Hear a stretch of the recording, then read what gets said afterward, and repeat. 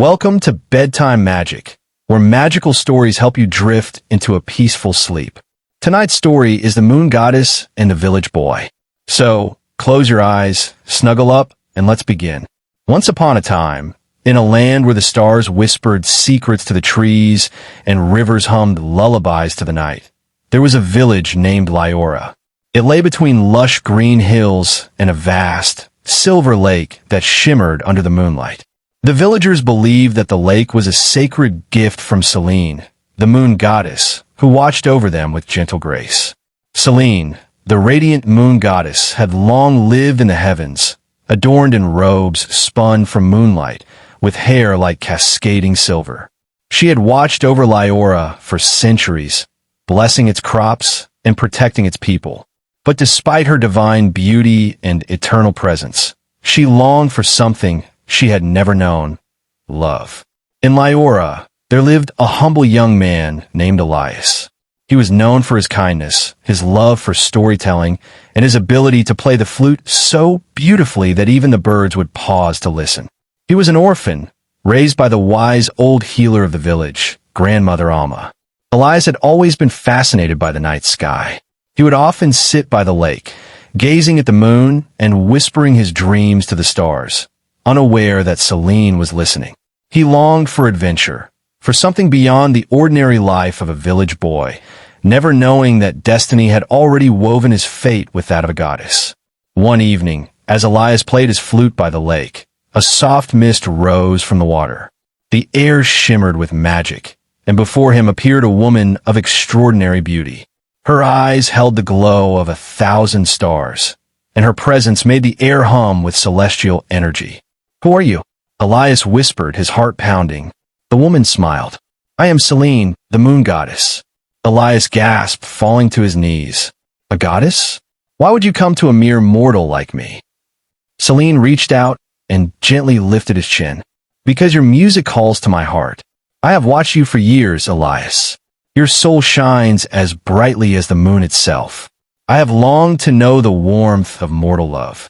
From that night on, Celine and Elias met in secret. She would descend from the heavens in a cascade of silver mist, and they would walk by the lake, talking for hours. She told him tales of the stars, of galaxies beyond their world, and he shared with her the simple joys of human life, the smell of fresh bread, the laughter of children, the warmth of a hand in another's. They danced under the moonlight, their love growing with each passing night. She ran her fingers through his hair as he whispered poetry to her. He traced constellations on her skin as she laughed like the wind.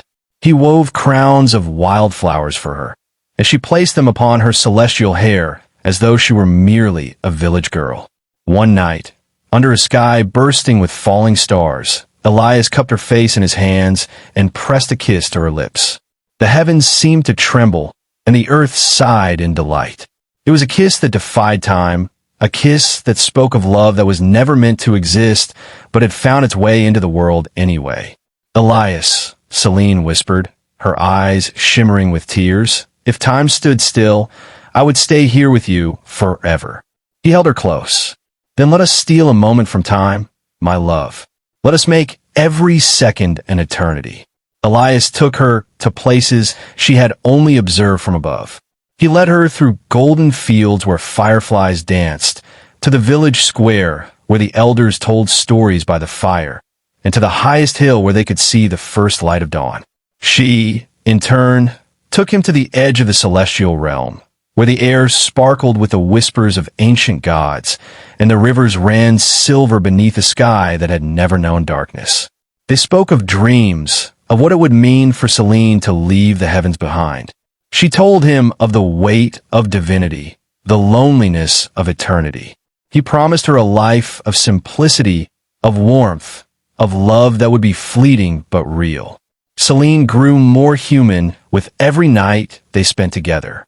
She felt hunger for the first time, relished the warmth of a fire against her skin, and learned what it meant to laugh until tears fell from her eyes. Elias taught her to love not as a goddess, but as a woman. One evening, Elias set up a simple feast by the lake. They sat together, their fingers entwined, the scent of wildflowers surrounding them. Would you marry me if you were mortal? Elias asked, his voice a whisper in the night. Celine smiled. If I were mortal, I would have married you from the first night we met. The gods of the Celestial Council soon discovered Celine's secret.